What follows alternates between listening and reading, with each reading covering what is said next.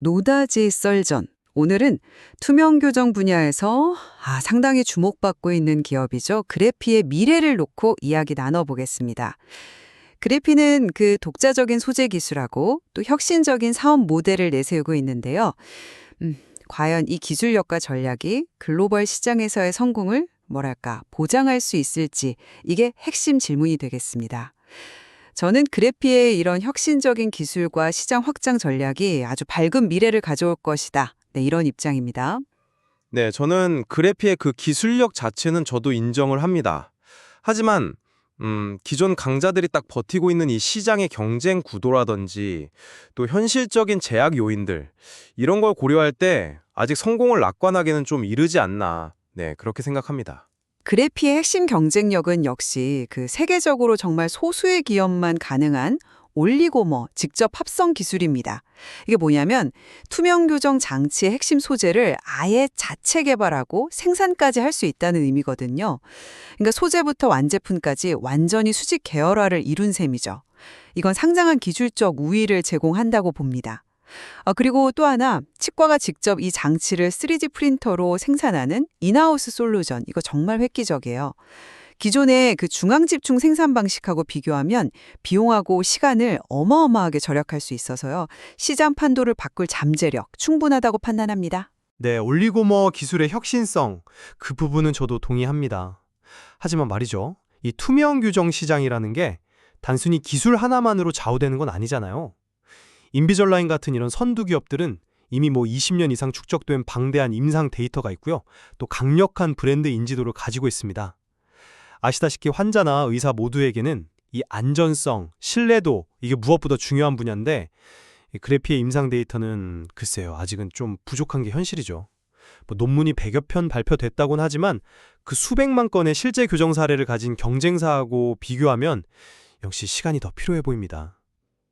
물론 임상 데이터 중요하죠. 네, 중요합니다. 하지만 그래피의 기술적 우위하고 가격 경쟁력은 후발주자로서의 약점을 충분히 상쇄할 수 있다고 봅니다. 특히 그 인하우스 솔루션 같은 경우는 비용 효율성을 중요하게 생각하는 시장, 예를 들면 중남미 같은 곳에서 아주 폭발적인 반응을 얻고 있어요. 작년 4분기에 중남미 매출이 급증한 게 바로 이걸 증명하는 거고요.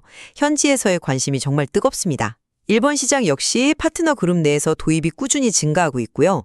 내년에는 그래피가 직접 완제품을 생산해서 공급하는 SMA, 그러니까 직접 생산 공급 모델 수요에도 대응할 계획이라고 합니다. 중남미의 초기 반응, 그건 긍정적으로 볼 수 있겠죠. 하지만 여전히 높은 관세 문제라든지 현지 딜러 관리 문제가 남아 있습니다. 그리고 일본 같은 경우는 핵심 파트너가 교육 방침을 굉장히 신중하게 가져가면서 인하우스 모델 확산 속도가 사실 예상보다는 좀 더딘 편이에요. 이게 혹시 확장성에 한계가 있을 수 있다는 신호는 아닐까? 그런 생각도 들고요. 중국 시장은 내년에 인증 획득이 관건인데 이것도 현지 파트너에 대한 의존성이 좀 높습니다. 미국 시장은 이제 막 법인 설립하고 초기 세미나 진행하는 단계잖아요. 대형 DSO, 그러니까 치과 지원기관하고의 파트너십이라든지 아니면 유의미한 매출 발생까지는 아직 시간이 꽤 걸릴 것으로 보입니다. 특히 미국에서 추진하려는 그 SMA 사업은 대규모 자본 투자가 필요한데 IPO로 확보한 자금 중에서 미국 투자 계획이 2년간 한 45억 원 정도인데 글쎄요, 이게 과연 충분할지 좀 의문이네요. 그리고 인하우스 모델도요, 모든 치과가 이걸 쉽게 도입하고 운영할 수 있는 시스템은 아니라고 봅니다.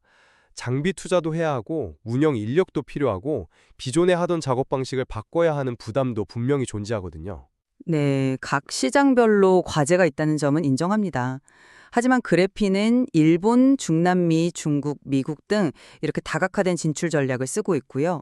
또 현지 파트너십, 예를 들어 독일 메덴티스하고 OEM 계약을 맺는다든지 이런 걸 통해서 위험을 분산하고 있다고 생각합니다. 중국의 본덴트 같은 강력한 파트너와의 협력은 현지 시장 안착에 정말 큰 힘이 될 거고요. 핵심은 그래피의 기술과 비즈니스 모델이 기존 시장에 없던 새로운 가치를 제공한다는 점입니다. 그리고 저는 이것이 성장의 가장 큰 원동력이 될 것이라고 확신합니다. 특히 2025년, 바로 내년이죠. 주요 시장 진출이 본격화되는 아주 중요한 해가 될 것으로 기대하고 있습니다. 글쎄요, 그 다각화 전략이라는 것이 오히려 자원 분산을 초래할 수도 있고 또 각 시장의 문제가 전체 성장의 발목을 잡을 가능성도 배제할 수는 없습니다. 기술적 잠재력과는 또 별개로 글로벌 시장에서 사업을 확장한다는 건 결국 실행의 문제거든요. 규제 통과, 파트너십 관리, 현지화 전략, 그리고 아까도 말씀드렸지만 무엇보다 중요한 임상 데이터 축적, 또 이를 통한 신뢰 확보, 이런 현실적인 과제들을 어떻게 해결해 나갈지가 저는 관건이라고 봅니다. 네, 공격적인 확장 계획이 실제 성과로 이어지기까지는 넘어야 할 산이 아직은 많아도입니다. 요약하자면 그래피는 희소성 있는 핵심 소재 기술과 인하우스 솔루션이라는 그야말로 혁신적인 모델을 통해서 글로벌 투명 교정 시장의 게임 체인저가 될 잠재력을 충분히 갖추고 있다. 저는 이렇게 보고요. 내년 주요 시장에서의 성과가 이것을 증명할 중요한 기회가 될 것입니다. 저는 그래피의 기술적 잠재력은 분명히 인정되지만 시장을 선점한 기업들의 견고한 입지, 아직은 부족한 임상 데이터, 그리고 각 해외 시장별로 운영상의 어려움 같은 현실적인 장벽들이 만만치 않다. 이렇게 정리하겠습니다.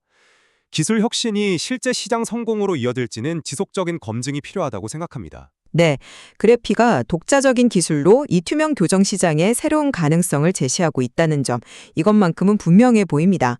특히 미국 시장 안착과 중국 시장 개화 여부가 향후 성장의 중요한 이정표가 될 것은 확실하고요. 결국은 지속적인 임상 데이터 확보와 시장별 난관들을 어떻게 극복하느냐, 이것이 그래피의 미래를 결정할 핵심 요인이 될 것 같습니다. 네, 시청자 여러분께서도 그래피의 앞으로의 행보를 관심 있게 지켜보시면 아주 흥미로울 것 같습니다.